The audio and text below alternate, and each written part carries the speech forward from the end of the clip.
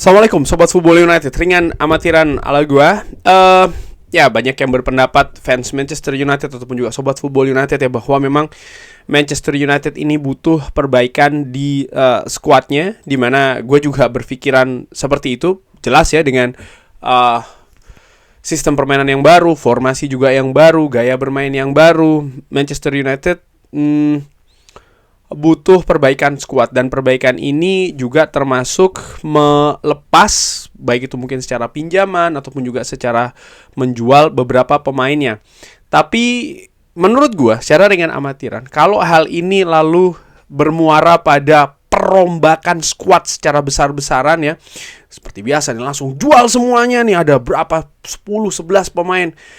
Ini bukan fantasi manager, ini bukan FIFA, ini sesuatu yang real. Ada banyak juga yang harus dipertimbangkan, situasi finansial, keadaan di market, ketersediaan pemain-pemain yang harus menggantikan ya. Karena ketika pemain dilepas tidak selesai kan, harus menggantikan pemain baru juga yang dihadirkan di Manchester United. Hal-hal tersebut menurut gue juga harus dipertimbangkan sehingga pendapat itu bisa terdengar lebih realistis. Di sisi lain juga head coach Ruben Amorim, menurut gua tugasnya selain dia ini membuat permainan Manchester United seperti yang diinginkan, artinya bermain dengan intensitas tinggi, dominasi, mendapatkan hasil yang positif. Tujuannya, Ruben Amorim sering mengatakan, tujuannya adalah juara Premier League. Omar Berada sudah mengatakan ada Project 150 ya kan, artinya memang di tahun 2028 ketika Manchester United berulang tahun 150 ini diharapkan bisa menjadi juara Liga Inggris. Tujuannya ada di situ. Dari situ menurut gue juga ada banyak hal yang harus diperhatikan, dan Ruben Amorim juga memiliki tugas ya, bukan hanya mengidentifikasi pemain-pemain mana saja yang dilepas, tapi juga mengidentifikasi pemain-pemain mana saja yang belum bisa bagus saat ini, belum berada pada kapasitas yang diharapkan ataupun pada kapasitas yang tinggi, bisa lebih baik lagi. Karena menurut gue itu juga salah satu tugas dari head coach, dan juga sekaligus ya yang bisa dijadikan benchmark ataupun juga tolak ukur apakah pelatih itu bagus atau tidak. Karena pelatih yang bagus menurut gue ya, salah satu penilaian kategorinya adalah ketika pelatih tersebut bisa memaksimalkan skuad yang ada dengan apapun situasinya, menjadi bisa bermain di kapasitas tertinggi atau lebih tinggi lagi. Ya, gue tahu secara realistis nih bukan berarti semua pemain akan stay dan dimaksimalkan ya. Tentu saja ada yang mentok, katakanlah seperti itu ya, sehingga harus dirubah. Tapi gue ulangi lagi nih, kalau merombak secara besar-besaran, apalagi dalam waktu singkat, menurut gue itu tidak realistis. Gue ingin berbicara di video kali ini terkait dengan pemain Manchester United ya. Mana yang stay, mana yang mungkin masih bisa diberi kesempatan lagi, ataupun mungkin juga diberikan perpanjangan kontrak misalnya ya, atau yang sudah selesai nih, harus dilepas. Gue mulai dulu dari penjaga gawang. Yes, gue tahu ada banyak serangan, ada banyak kritikan ya bagi Andre Onana, tapi menurut gua Andre Onana memiliki atribut yang dibutuhkan di sektor penjaga gawang. Yes, masih ada kekurangan, yes, masih ada blunder-blunder, tapi menurut gua sebagian besar penjaga gawang ya di Liga Inggris ataupun bahkan di Eropa juga memiliki periode tersebut. Artinya ada periode-periode mereka melakukan blunder, ada periode-periode mereka melakukan kesalahan.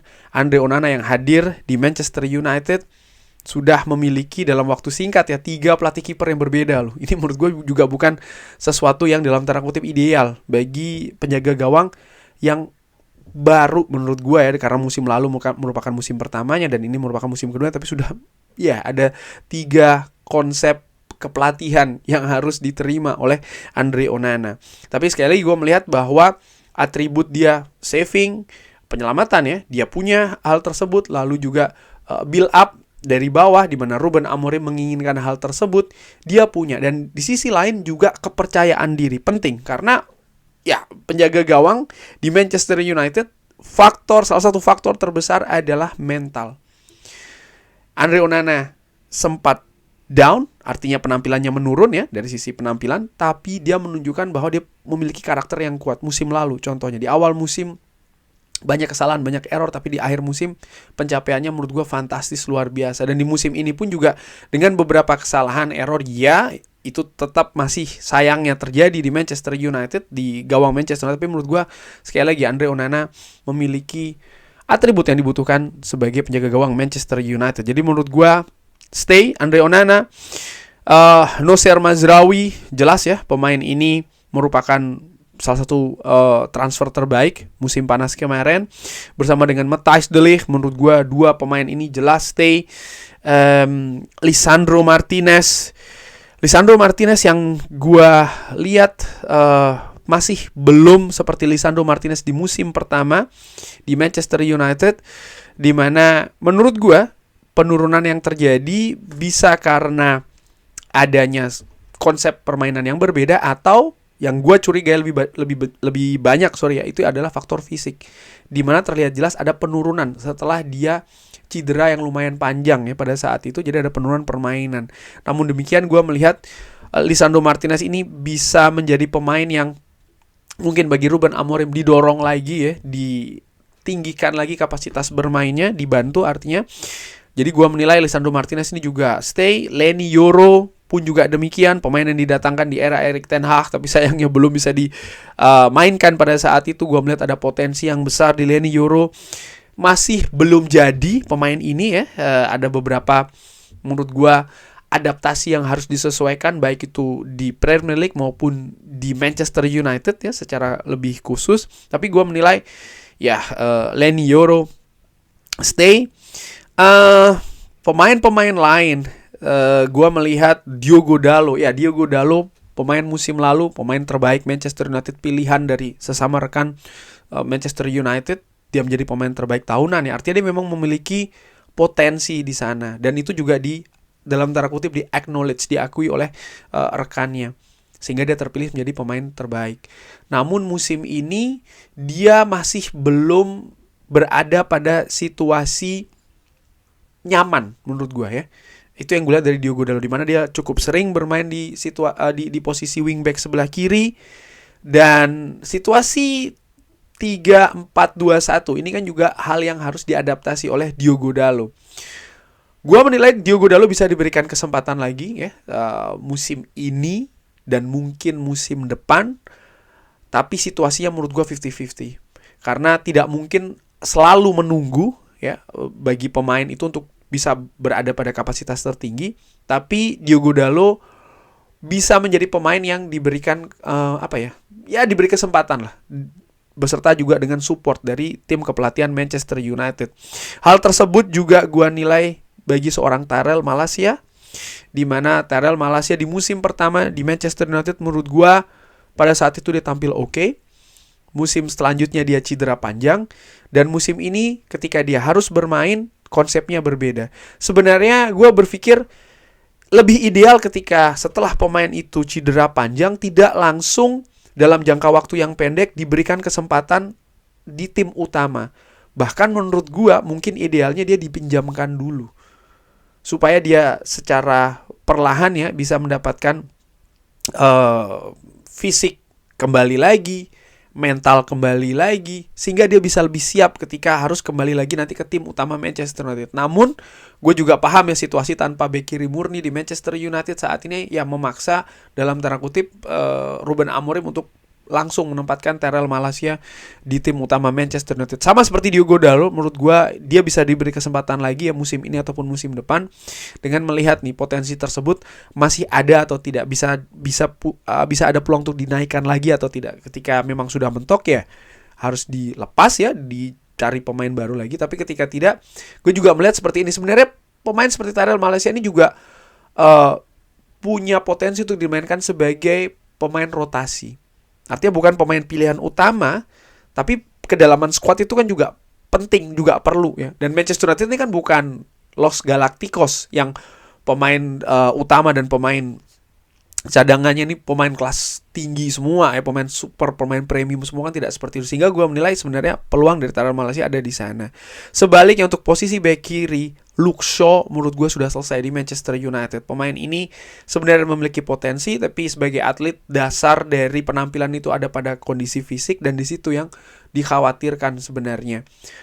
Tidak mudah ya untuk melepas Luke Shaw menurut gue, tapi ini gue tidak melihat dia ada masa depan di Manchester United, baik itu jangka pendek apalagi jangka panjang. Sehingga menurut gue selesai, dan itu juga yang gue lihat dari Victor Lindelof serta juga pemain muda Harry Amas yang nampaknya dari awal ini tidak memiliki atau tidak mendapatkan kepercayaan dari Ruben Amorim dengan minimnya atau bahkan belum diberikan kesempatan sama sekali ya. Mungkin Harry Amas bisa dilepas dengan status pinjaman, atau bahkan seperti pemain-pemain lain nih di Manchester United yang sebelumnya dilepas ya, artinya dijual, ditransfer dengan ada klausul-klausul buyback misalnya seperti itu ya, ataupun juga selling clause, hal-hal seperti itu menurut gue bisa untuk Harry Amas. Dan ya Johnny Evans dan Lindelof menurut gue sudah selesai di Manchester United. Oh ya, satu pemain lagi, Harry Maguire gue menilai bisa diberikan kesempatan di Manchester United. Ada opsi 1 tahun perpanjangannya dengan kontrak yang akan habis musim panas nanti. Tapi gue menilai tidak dengan mengaktifkan opsi tersebut, tapi justru memberikan 2 atau bahkan 3 tahun lagi. Kenapa? Harry Maguire, gue tidak hanya melihat pemain-pemain yang akan gue beri komentar ataupun sudah gue beri komentar ini hanya terkait dengan situasi penampilan di atas lapangan saja, enggak. Tapi juga bagaimana karakter di dressing room. Harry Maguire, mungkin Sobat Football United banyak yang lupa, fans Manchester United juga banyak yang lupa ya, bagaimana 2-3 musim yang lalu lupa kan pernah memberikan kritikan atau bahkan serangan terhadap Harry Maguire. Tapi yang gue lihat bagaimana Harry Maguire ini bisa kembali dari periode tersebut. Sekarang dia bahkan dikatakan oleh staff dari Ruben Amorim memiliki posisi yang bagus nih di 3 center back. Dan dari situ gue menilai bahwa sosok dari Harry Maguire dibutuhkan di Manchester United, bukan hanya di atas lapangan tapi juga di luar lapangan. Sehingga menurut gue ya bisa diberikan bahkan perpanjangan secara langsung, apakah itu 2 atau 3 musim di Manchester United. Detail teknisnya ya itu terkait dengan manajemen dari Manchester United dan juga kubu dari Harry Maguire. Lalu ke lini tengah Bruno Fernandes ini sama juga ya, banyak menerima serangan dan segala macam. No.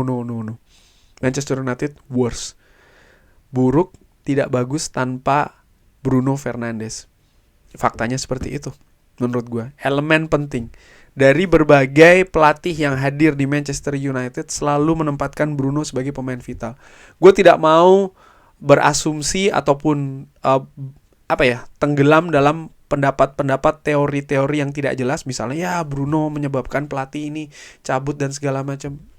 Terlalu banyak asumsi di sana menurut gue. Tapi yang jelas komponen angka dari Bruno Fernandes, kontribusi, lalu juga atribut-atribut, chances created, XG assist, XG goal, assist, goal, dan lain-lain menurut gue. Key passes terutama, hal-hal seperti itu. Dan yang mengatakan bahwa Bruno memang memiliki level yang sangat tinggi bukan hanya media, tapi juga sesama pemain yang lainnya di klub lain pun juga mengatakan hal yang tersebut. Sehingga menurut gua dari hal-hal yang dikatakan di media oleh pemain-pemain lain, bagaimana faktanya dia juga menjadi andalan berbagai pelatih yang pernah ada di Manchester United, dan gua pun juga melihat seperti itu bahwa Bruno merupakan komponen penting di permainan Manchester United. Dan gue juga melihat bagaimana sistem yang dibangun oleh Ruben Amorim ini ada Bruno di sana, dan bahkan di beberapa posisi ya, sehingga menurut gue sangat krusial sekali Bruno Fernandes. Manuel Ugarte juga gue lihat seperti itu. Manuel Ugarte yang sudah pernah bekerja sama dengan Ruben Amorim sebelumnya. Situasi 3-4-2-1 ini bukan hal baru bagi Manuel Ugarte. Gue menilai Ugarte menjadi pemain vital ya di sistem permainan dari Ruben Amorim. Lalu gue melihat pemain lain, Kobbie Mainoo ini juga memiliki potensi seperti itu juga. Tapi Kobbie Mainoo, gue melihat dia harus beradaptasi. Dan ini juga harus dilihat situasinya mungkin musim ini dan juga musim depan. Harapannya dia bisa cocok bukan hanya dengan sistem permainan ya, tapi juga dengan karakter-karakter pelatih Manchester United saat ini. Kobbie Mainoo memiliki potensi yang besar, tapi keadaan itu kan tidak bisa secara kaku dilihat seperti kita bermain game ya. Oke, pemain ini bagus. Enggak, bagaimana karakternya, bagaimana kecocokan secara komunikasi. Ruben Amorim dikenal sebagai salah satu pelatih yang memiliki atribut komunikasi yang baik. Dan gue harapkan ini bisa membantu Kobbie Mainoo ya, di sistem permainan yang ingin dikembangkan di Manchester United. Karena Kobbie Mainoo ini memiliki potensi yang sangat besar menurut gue ya. Sehingga sangat wajar ketika Ruben Amorim ini ataupun Kobbie Mainoo ya, ini tetap stay di Manchester United. Hal ini mungkin berbeda dengan Casemiro, di mana gue tidak melihat ada masa depan dengan Casemiro. Bagaimana gaji dia pun juga salah satu yang terbesar di Manchester United, tapi dengan kontribusi misalnya jika dibandingkan dengan Manuel Ugarte, apalagi dengan Bruno Fernandes di sistem yang dibangun oleh Ruben Amorim, dari situ gue menilai ada ketidakseimbangan, sehingga masa depan dari Casemiro ini menurut gue selesai sih di Manchester United. Hal tersebut juga gue lihat ya dengan Christian Eriksen. Yang agak berbeda, Mason Mount. Mason Mount menurut gua kuncinya ada pada bantuan ataupun support dari kebugaran. Ruben Amorim mengatakan dia menyukai Mason Mount. Dia memiliki 2 posisi untuk Mason Mount. Secara teknis cocok. Attitude juga seperti itu. Gaya permainan, yes.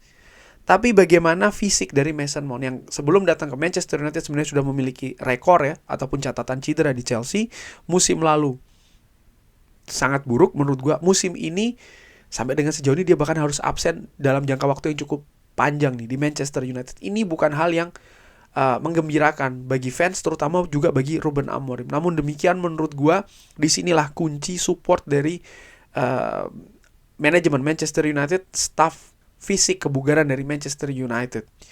Mason Mount akan absen ya, mungkin nanti baru akan terlibat di akhir musim, dan gue harapkan ketika nanti Mason Mount ini hadir kembali bisa semacam memberikan suntikan kualitas yang lebih di atas lapangan, karena dia punya sebenarnya potensi tersebut. Sehingga menurut gue kita lihat dulu Mason Mount ya, paling tidak kesiapan fisiknya dia bagaimana sampai dengan akhir musim nanti, dan juga mungkin di keadaan menuju musim depan. Ketika memang ternyata tidak ada perbaikan, bijak untuk diberikan keputusan mungkin melepas ya bagi Mason Mount dari Manchester United. Ini bukan keputusan yang mudah, tapi ada hal yang harus dilihat dulu, tidak langsung diputuskan saat ini. Menurut gue seperti itu. Ini sama juga dengan Toby Collier yang disebutkan sebagai salah satu breakthrough pemain muda berbakat dari akademi dari tim muda Manchester United. Masih minim diberikan kesempatan, tapi menurut gua harus secara perlahan dulu ya pemain muda ini, karena segala sesuatu yang terlalu cepat naik, turunnya pun juga terlalu cepat. Mungkin untuk musim depan di pre-season bisa diberikan porsi yang agak lebih tinggi untuk Toby Collier ini terlibat di squad Manchester United. Dan untuk pemain depan, Rasmus Højlund menurut gua memiliki potensi untuk dikembangkan di Manchester United. Dia memiliki atribut-atribut yang bagus, tapi bagaimana usia dia masih muda, ini baru musim kedua di Manchester United dengan sistem permainan yang berbeda, dengan manajer yang mendatangkan pun juga berbeda ya. Rasmus Højlund ini dia butuh kesempatan menurut gue, tapi potensi ada di sana, sehingga menurut gue Rasmus Højlund ini stay. Hal tersebut gue nilai jelas ya untuk Amat, pemain fantastis, segera berikan kontrak jangka panjang menurut gue untuk Amat. Bottom of the line jelas ya, garis tebalnya jelas, Amat fantastis. Joshua Zirkzee dengan nilai investasi yang cukup tinggi sebenarnya, ini juga memberikan semacam kayak tugas bagi staf kepelatihan untuk bisa mengembangkan, menaikkan lagi kapasitas permainan dari Joshua Zirkzee. Sekali lagi tadi gue sudah katakan di awal ya, bahwa head coach ini bukan hanya soal masalah mengidentifikasi pemain mana yang dijual segala macam, dijual. Itulah bedanya head coach dengan fans, ya kan? Head coach dia lebih mendalam lagi, dia memiliki tugas juga, bukan hanya seperti itu tadi gue katakan. Dan salah satu tugasnya adalah pada Joshua Zirkzee sih menurut gue, untuk bisa mengembangkan lagi, menaikkan kapasitasnya, sehingga menurut gue diberi kesempatan dulu mungkin 1-2 musim ke depan. Bagaimana dengan Antony? Ini juga menarik ya, Antony dengan nilai transfer yang sangat tinggi. Menurut gue musim inilah musim penentuan bagi Antony. Gue menilai Antony sebenarnya merupakan pemain yang oke sebagai rotasi untuk seorang Amat. Tapi ya dengan angka yang tinggi itu seakan-akan tidak ideal ya. kalau dia hanya menjadi pemain rotasi. Sehingga menurut gua Anthony ya punya situasi yang sangat pendek nih di Manchester United dengan kemungkinan akan dilepas. Marcus Rashford menurut gua sudah selesai di Manchester United dengan segala drama yang terjadi musim ini ya. Nampaknya konsentrasi dia sudah tidak lagi berada di Manchester United dengan wawancara yang dilakukan, dan bagaimana sistem permainan pun juga nampaknya tidak cocok dengan Marcus Rashford, sehingga menurut gua selesai. Hal tersebut juga gua nilai dengan Alejandro Garnacho. Alejandro Garnacho ini potensinya besar sebenarnya, bakatnya pun juga besar, tapi dari sisi teknis tidak cocok menurut gue secara ringan amatiran dengan sistem yang ingin dimainkan Ruben Amorim di atas lapangan.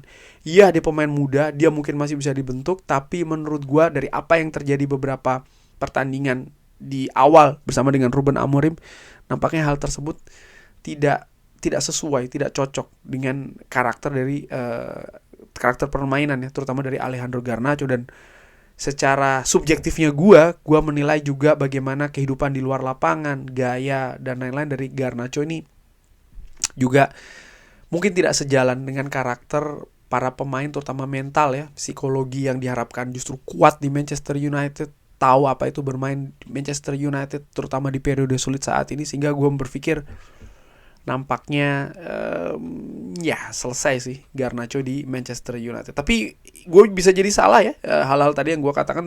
Gue ingin juga mendengar bagaimana menurut Sobat Football United dari nama-nama tadi. Stay, diberi kesempatan, ataupun selesai. Silakan drop di kolom komen. Oh ya, satu lagi pemain pinjaman, Jadon Sancho, menurut gue selesai di Manchester United. Nampaknya memang Jadon Sancho ini seperti kayak pemain-pemain lain yang pernah di Manchester United mengalami kesulitan, tapi ketika pindah, seperti misalnya Scott McTominay pun juga seperti itu ya, di tim lain mungkin bisa berkembang karena karena gaya permainannya lebih sesuai, kulturnya pun mungkin juga lebih cocok bagi pemain-pemain tersebut. Kurang lebih seperti itu. Terima kasih sudah menyaksikan. Jangan lupa like, dan juga subscribe. Wassalamualaikum warahmatullahi wabarakatuh. Thank you.